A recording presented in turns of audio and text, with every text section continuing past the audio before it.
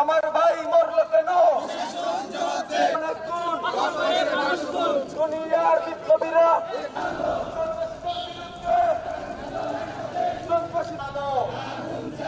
চলো চলো চলো চলো রানেপুর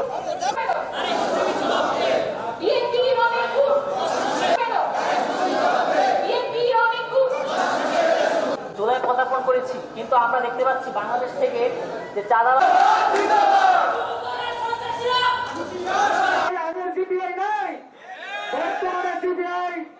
আমি না জানান তাহলে আপনারও বিরুদ্ধে ছাত্র জনতা মাঠে নামবে।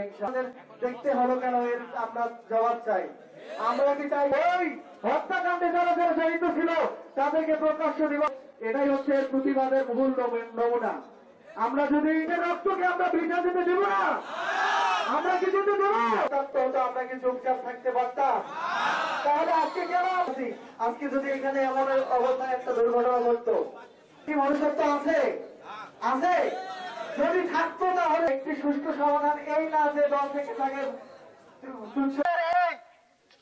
ভুটানের মাধ্যমে আমরা স্পষ্ট করে হুঁশিয়ারি দিতে বাদকে জায়গা দেওয়া হবে না। বলে আমি আমার বক্তব্য শেষ।